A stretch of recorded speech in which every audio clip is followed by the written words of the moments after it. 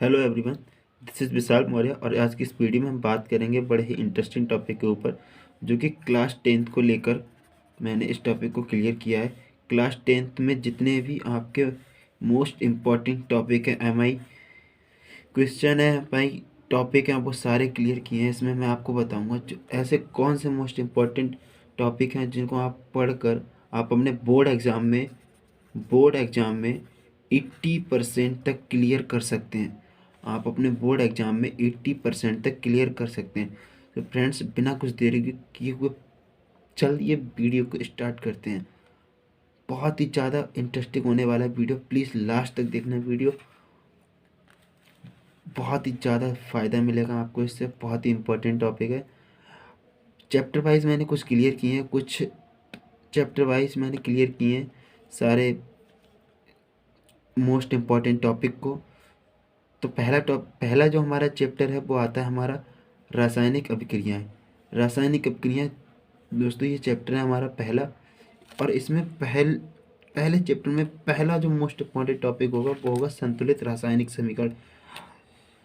Okay friends, ये इस बार और ये फ्रेंड्स मैंने जो बनाया वो 30% लेस, जो अभी लॉकडाउन में 30% लेस हो चुका है सब आपका सिलेबस, वो उसको लेकर ये मैंने सारे टॉपिक क्लियर किए। तो फर्स्ट चैप्टर में जो आपका होगा रासायनिक अपक्रियाएं, तो उसमें मोस्ट इम्पॉर्टेंट पहला टॉपिक होगा संतुलित रासायनिक समीकरण। संतुलित रासायनिक समीकरण फ्रेंड्स ये बहुत इंपॉर्टेंट टॉपिक है। और इसके बाद आता है संयोजन अपक्रिया, आपको ये पढ़नी है। अपघटन अपक्रिया आपको ये पढ़ना है। विस्थापन अपक्रिया, द्विविस्थापन अपक्रिया, अपक्षेपण अपक्रिया, और ये आपको उदासीनी अपकरण अपक्रिया, अपचयन तथा उपचयन अभिक्रिया, आपको ये फ्रेंड्स पढ़नी है। देखने में लंबा लग रहा है लेकिन बहुत ही शॉर्ट है, ये सारी चीज़ें शॉर्ट में है, दो दो नंबर में पूछी जाती हैं आपको। और आप देखेंगे अगर अपनी बुक में उठाकर और गेस्ट पेपर में उठाकर तो बहुत ही छोटी छोटी ये डिफिनेशंस टाइप हैं जो रासायनिक अभिक्रिया चैप्टर में दी गई हैं। तो फ्रेंड्स, अब मैं लेके चलता हूँ आपको सेकंड चैप्टर की तरफ। सेकंड चैप्टर में जो हमारा है अम्ल, क्षार तथा लवण, अगर उसमें मैं मोस्ट इम्पॉर्टेंट टॉपिक के बारे में बात करूं तो उसमें पहला टॉपिक आता है अम्लों के रासायनिक गुण। बहुत ही ज़्यादा मोस्ट इम्पॉर्टेंट होने वाले हैं इस ईयर में, बहुत ही ज़्यादा। तो पहला है अम्लों के रासायनिक गुण, आपको रासायनिक गुण पढ़ने हैं, ठीक है। अम्लों के रासायनिक गुण पढ़ने हैं, उसमें पीएच स्केल की परिभाषा पढ़नी है।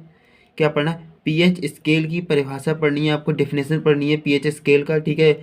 पीएच पैमाना और इसका पीएच का महत्व पढ़ना है, ठीक है। ये ऑप्शनल है, आप इसको पढ़ भी सकते हैं। इम्पोर्टेंट भी, सिर्फ इम्पोर्टेंट लगा सकते हैं, इसमें मोस्ट नहीं लगाते। बाकी सारे क्वेश्चन है उसमें मैंने मोस्ट इम्पोर्टेंट लगाए, सिर्फ पे सिर्फ इम्पोर्टेंट लगाएंगे, ठीक है।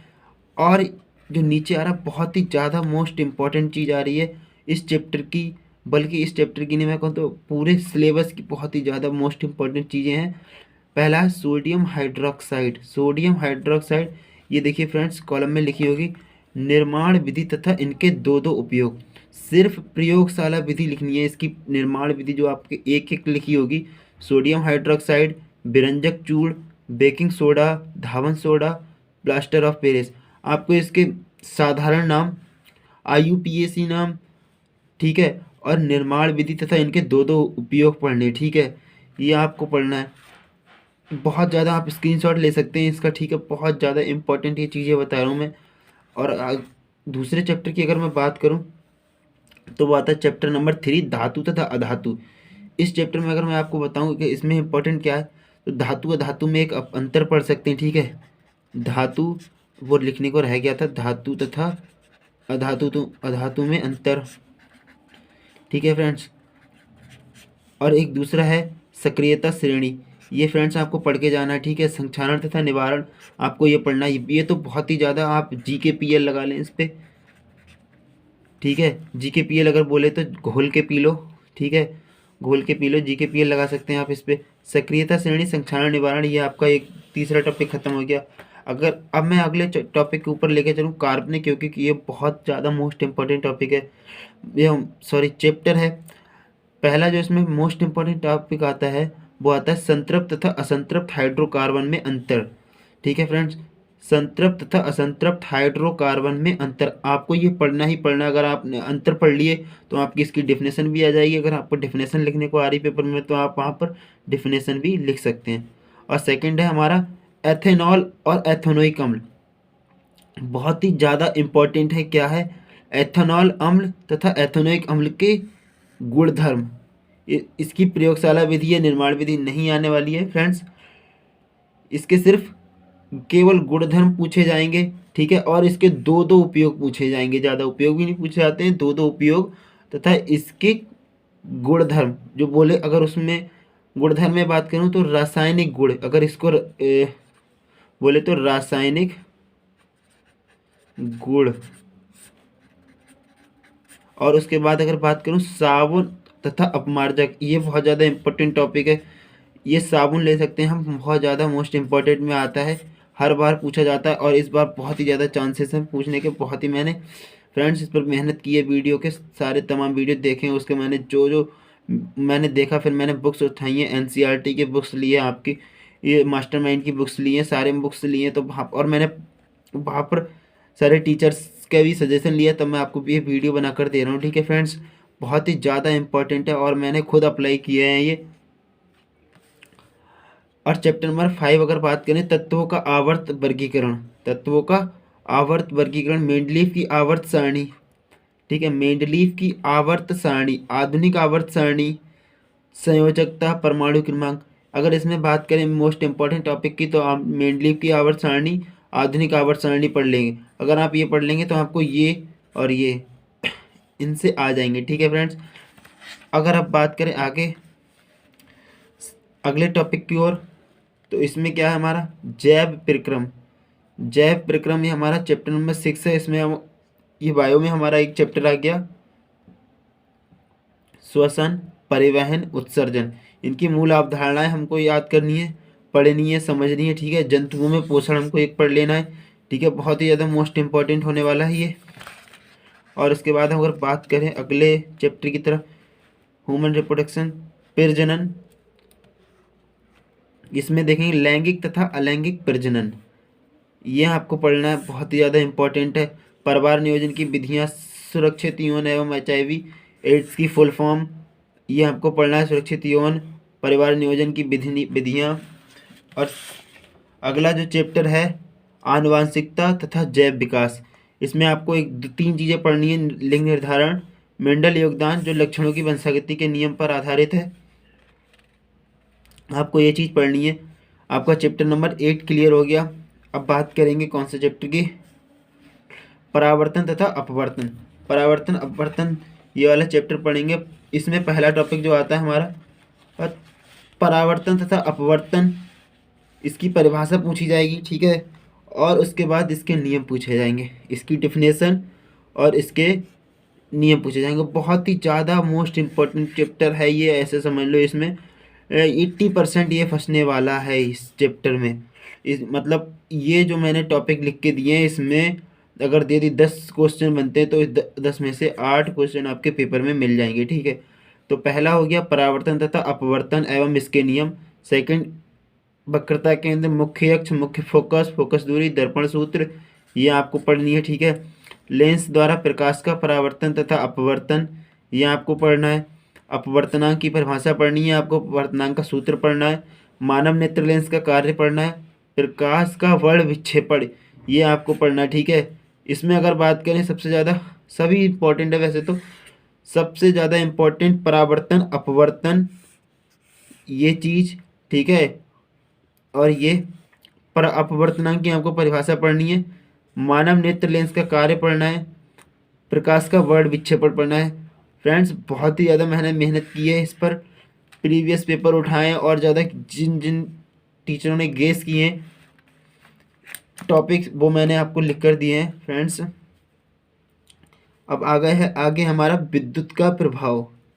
ये पहला टॉपिक हो गया हमारा विद्युत का प्रभाव। विद्युत का प्रभाव में पहला टॉपिक हमारा आ जाता है विद्युत धारा, ठीक है फ्रेंड्स। विद्युत धारा, इसमें और इसकी डेफिनेशन पढ़ेंगे और इसका सूत्र पढ़ेंगे।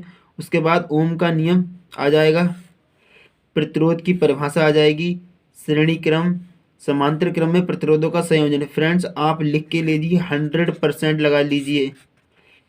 श्रेणी क्रम, समांतर क्रम, इनमें से एक ना एक सूत्र पूछा जाएगा। ये सूत्र सिद्ध करवाने को दे देगा वो R + R2 + R3 up to so on, या 1/R = 1/R1 + 1/R2 up to so on. ये वाला सूत्र आपको इन दोनों में से एक सूत्र सिद्ध करने को आपको दे देगा, करने के लिए दे देगा। अब बाद में बात आती है विद्युत धारा का चुंबकीय प्रभाव। सबसे ज़्यादा मोस्ट इम्पॉर्टेंट टॉपिक है ये, मोस्ट इम्पॉर्टेंट चैप्टर है ये। अकेले चैप्टर 13 नंबर का आता है। आपके जो सिलेबस है उसमें यूनिट्स डिवाइड किया गया है यूनिट्स में, तो ये एक यूनिट में एक अकेला चैप्टर आता है जो कि 13 नंबर का अपने आप में अकेला होता है।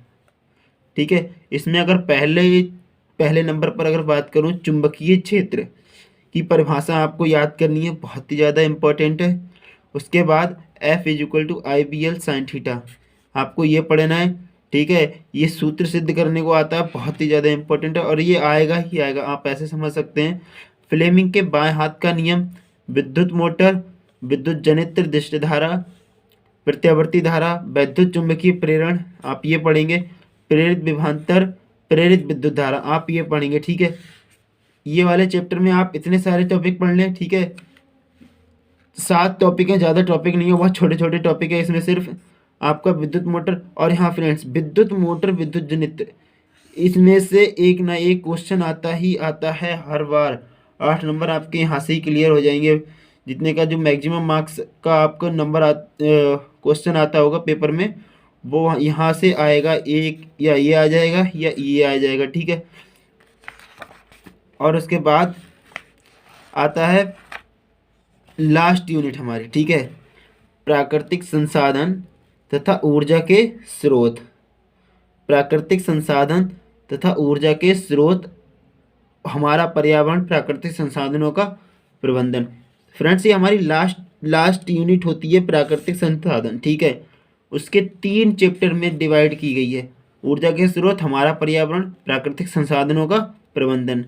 ये तीनों चैप्टर मिला के 5 नंबर के हैं। ठीक है, तो मैं फ्रेंड्स आपको यही सजेशन दूंगा कि आप ये चीज़ें छोड़ के, आपको जो मैंने पहले प्रीवियस में बता चुका हूँ वो आप पढ़ें। ठीक है, आपको वो पढ़ना है और इसको आपको क्या करना है, लास्ट में पढ़ना है, लास्ट में टाइम देना है इसको, और मोस्ट इम्पॉर्टेंट चीज़ें देख लेनी है, इसकी ओवरव्यू लेकर देख लेना है इसका। ठीक है, 5 नंबर का आएगा फ्रेंड्स, 65 हमारे उधर क्लियर होंगे, 5 नंबर हमारे यहाँ से क्लियर होंगे, वो भी 1-2 डेफिनेशन आएंगी। ठीक है, अगर वीडियो अच्छी लगी हो फ्रेंड्स तो लाइक करो, सब्सक्राइब करो। ठीक है फ्रेंड्स, इतना कर दो। ठीक है, अगली वीडियो में मिलते हैं। Thank you friends.